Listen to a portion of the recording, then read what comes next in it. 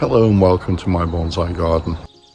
It's currently mid to late December in the UK, just before Christmas, and I'm continuing today with my survey of my Japanese maples, and in particular I'm going to have a look at the forest or group plantings.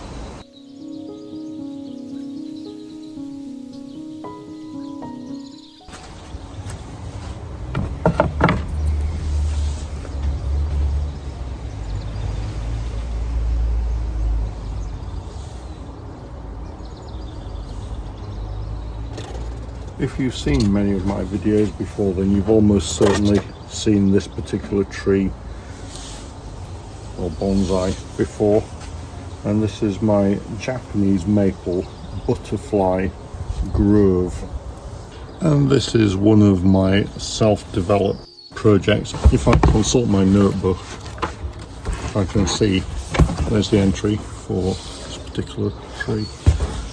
And I can see from this that I put it together in spring of 2020 with unusually 6 Japanese maple trees that I bought from the local garden centre. So that went together in spring of 2020. We're only now at the end of 2022, and these would have been £3 trees which I would have bought from the garden centre and placed in here. You could get a similar sort of £3 or £3.50-ish Japanese maple tree from the garden centre. And in fact that's what I did with some of the other plantings which I will be showing you. But what I'm particularly pleased with about this composition is the ramification which is developing on the branches. As I come around the trees here, you can see that as they extend up from the trunks, they're looking pleasingly twiggy.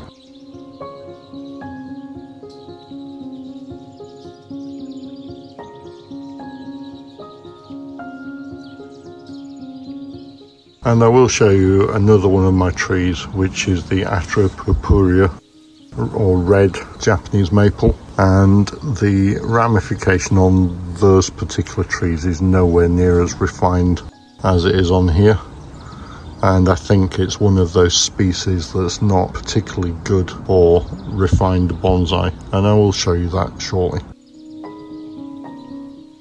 And I'm not actually proposing to do an awful lot of work on these trees, just quickly have a survey of them, see if there is anything that particularly needs rectifying or addressing. I might put a little bit of wire on one or two of the branches and just quickly go around and have a look at how we're doing with new buds for next year, and removing some of the dead branches. There's 1 or 2 odd dead branches in here, and an odd one coming out here.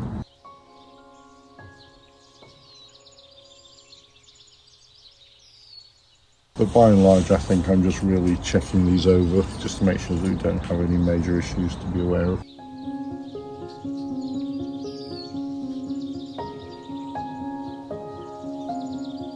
So the first thing I'm doing is, with my trusty little nippers, I'm going to come in here and have a look at some of this dead stuff and just get rid of that. If we get that out of the way, then it's easier to address what's left remaining on the trees.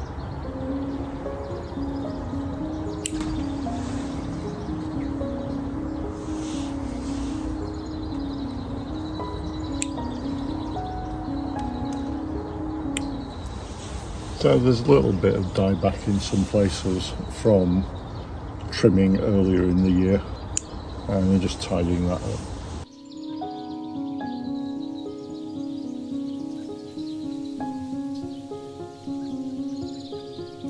Now, none of these forest plantings which I'm working on today have actually had any root work done to them since I've had them, and so once it comes to spring I will be taking them out of the pot, lifting them out of the pot. And in particular you can see here, for example, there's a lot of moss on the top there. That's quite a thick padding of moss, and I suspect that underneath there the roots have actually lifted up quite a way and would benefit quite significantly from a bit of root pruning.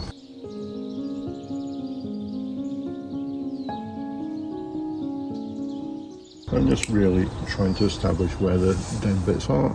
Take this off. And this branch here is a major issue. There's quite a bit of dieback on there. There's quite a large internode as well. And similarly here we've got quite a large section, but then as you get up it's got some smaller sections with buds on, and I think that would benefit from going at perhaps that point. Just leaving myself a little bit of room for dieback on there. Just around the back here I've got another dead branch, so I'm just going to come around and take that out. So that's just in here and snipping that off. And then I'm going to take a look at some of these upper branches, and where we've got a long section such as here with some buds followed by another longer section, I'm just going to nip that off, and so that will push come spring. The oxygen will be applied, or the growth hormone will be applied to those particular buds, and that will cause those to shoot out and form new branches. And I'm just going to go around the tree and quickly do that sort of action throughout. And again, just because at this time of year the tree is bare, it's easier to see the structure of the tree to do this kind of thing.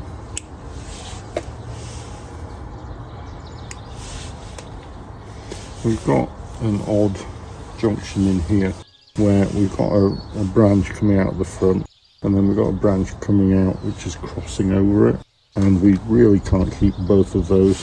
This longer one looks a bit awkward because it's growing back up this way, whereas this one at least is growing forward and down. So I think that's a fairly easy decision. We can pop in here and just remove that one right at the base, like that. And these trimmers which I'm using, these clippers, are just nail clippers, inexpensive nail clippers, but they're very good for getting into more fiddly spots on the tree. So I could recommend those to get yourself down to the local chemists or beauticians and get yourself some nail clippers. See, what happens is over time the internodes get shorter and shorter and shorter, and in fact we've got a branch here where we've got a longer section. There are buds there, there's a longer section there are buds there, and then it's much shorter to the next section. Then we've got buds there and buds there, so it's very much shorter, and that's the sort of thing that we're trying to promote throughout the tree.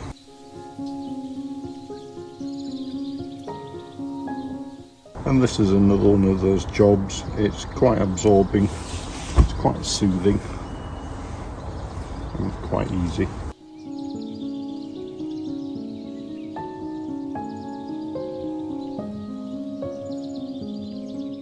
And all that we're going to get is, come spring, some of these buds are going to flush out. We're going to develop additional tertiary or outer branching, and the tree is just going to continue to look more and more refined over time.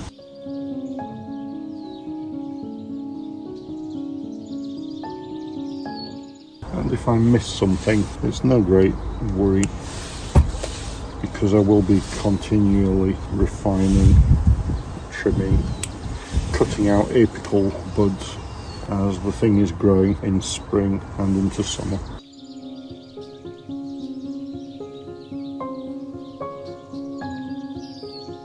Just in here we've got a bit of an odd-shaped branch, so we've got, the branch comes up and it forks into like a little catapult, if you like, and we've got two branches coming off this side, two coming off that side, and it just looks a little bit awkward. So I'm just going to come in and take off that lower one, bring a bit more horizontal, and go for a slightly more pleasing look.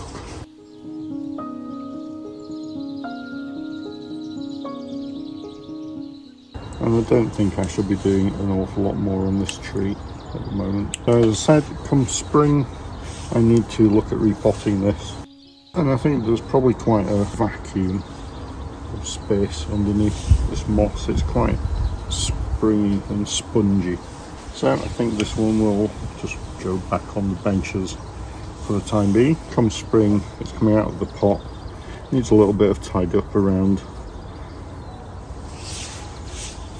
and I shall probably take this whole mat of moss off and then reapply it and trim a lot of it up so it doesn't come quite to the edges of the pot as it does. But it's not a job for today. That can easily wait for another time.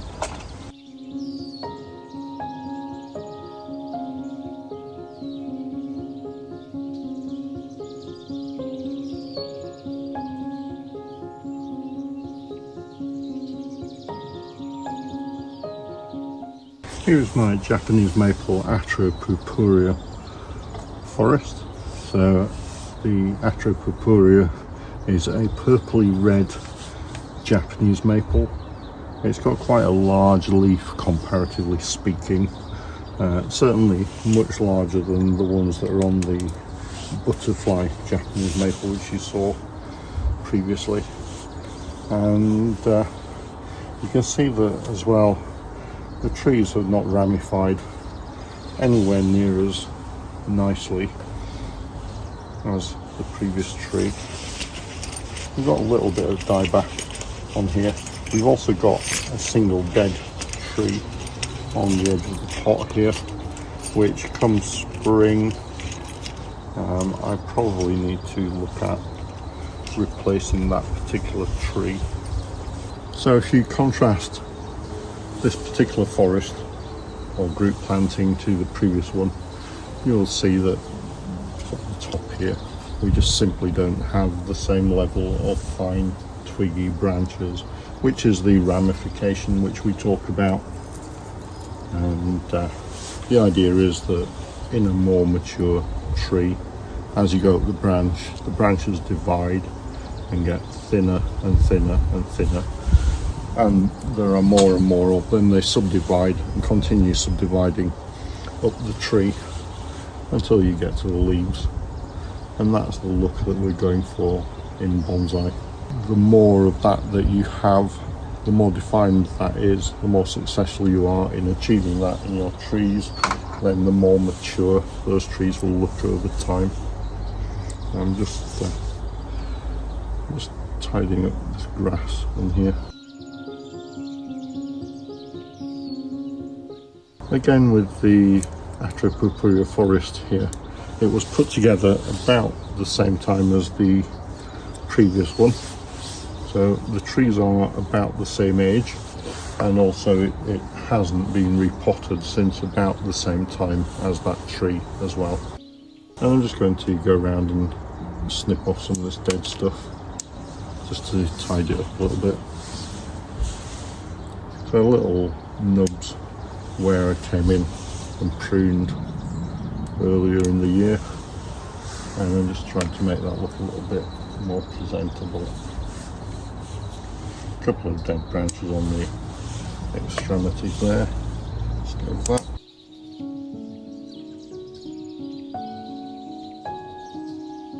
And you can see, for example, if we take this tree in the middle, it's fairly straight and there's not a lot going on with it. And as we go up, we don't have the mass of finer branches that we had in the previous tree. And the thing, because of the type of Japanese maple that it is, it will probably never have that same level of refinement. I think we will get some over time, and also by selectively defoliating the tree or removing some of the larger leaves, we will encourage a little bit of reduction in the leaves, but I think we'll never get the same level as we would in the butterfly Japanese maple. So that's something to bear in mind. All Japanese maples are not made the same. You will find that there are differences in the different cultivars. Some are more appropriate to bonsai. Some of them have a more showy look to them. So for example, the Shurjuras, which have their bright colour in spring and in autumn.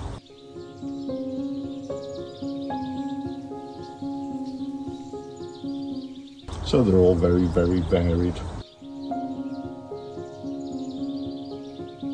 And because we don't have a great deal of ramification developing on here, and we've got buds, but we don't have profusion of buds that we had on the previous trees, so I won't be trimming back on here. The best thing to do here is to just let this all develop and grow, let all the shoots come out in spring, and let the trees get some vigour and energy and do their thing.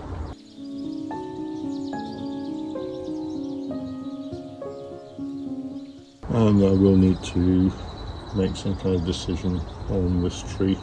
The question is whether or not we still have any life in this, and although I can do the scratch test and I don't see any green candy anymore, that's not always a reliable test.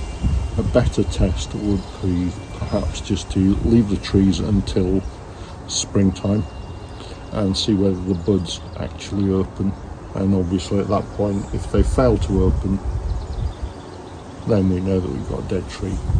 It's also possible that when I come to do the repotting, I will see that the roots have died, and if the roots have rotted, there's no future for the tree, so I can get rid of it at that point as well. But quite possibly at this stage, I may be taking a bit of a guess. There may still be some life in the lower parts of the tree, although the upper parts look very dry and brittle.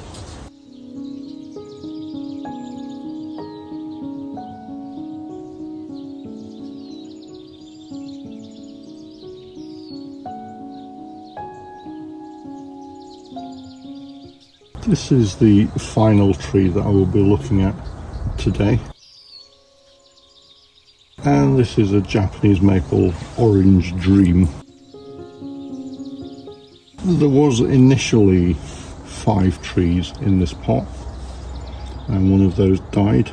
There was a tree just in here, and I think that was perhaps too close to the edge of the pot, and that affected the roots adversely, and so it died off. And I think this particular set of trees is somewhere between the previous 2 that we looked at. So we have quite long straight trunks on those, some quite long branches on those, but once we get up onto the ends of those branches, we can see there is quite a bit of ramification on those. We can see that as you go up the trees, it's increasingly twiggy, although not to the extent as we had in the butterfly Japanese maples. And I think perhaps there is even less to do on these trees.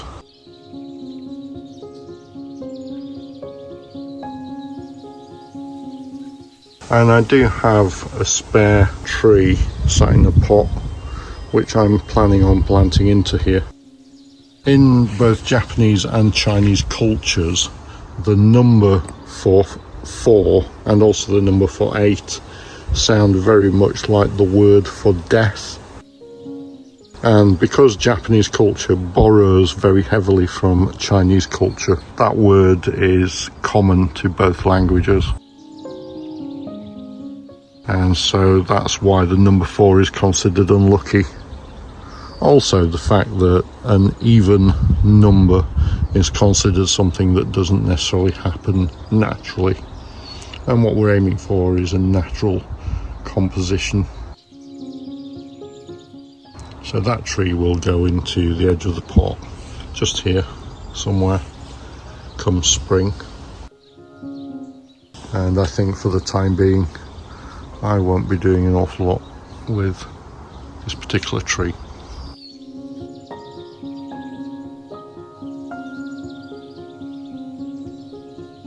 Just looking at the trees from above before they go back onto the benches, what I can see is that just over in this corner we've got an odd couple of branches which are growing very close together and at a strange angle to the trunk. And so what I'm going to do is just going to put a bit of wire on those and just bring that across that way, and perhaps the one next to it just a little bit out as well.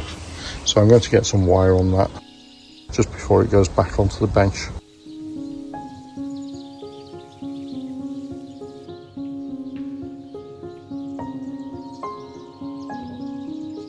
I've just got a little offcut of wire from my wire caddy, and I'm just going to apply that onto the branch here, just being careful not to damage any existing buds on there. And around the trunk here.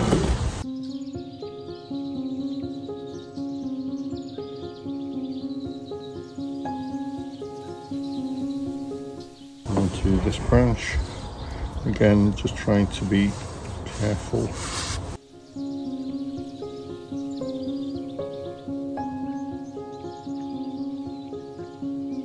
And I'm not necessarily looking for a very secure hold on here. Japanese maples, because they can be quite brittle, you need to be a little bit careful about the wire. So all I'm doing is bringing those branches round a bit out of the way of where they were, just try and position them a little bit better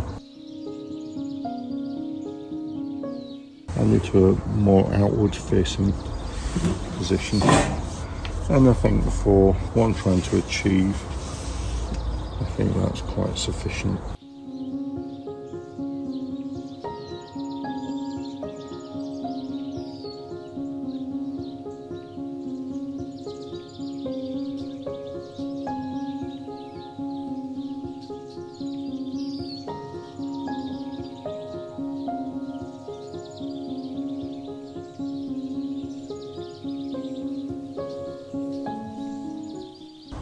So it's getting a bit dark in the garden now, so I'm going to call that a day. There will be a follow-on video from this where I look at the Japanese maples which I've got developing in baskets and making decisions on those or taking those forward into spring. So if you want to hit the bell, get notifications when that video is, and that should be up shortly. So thank you for watching.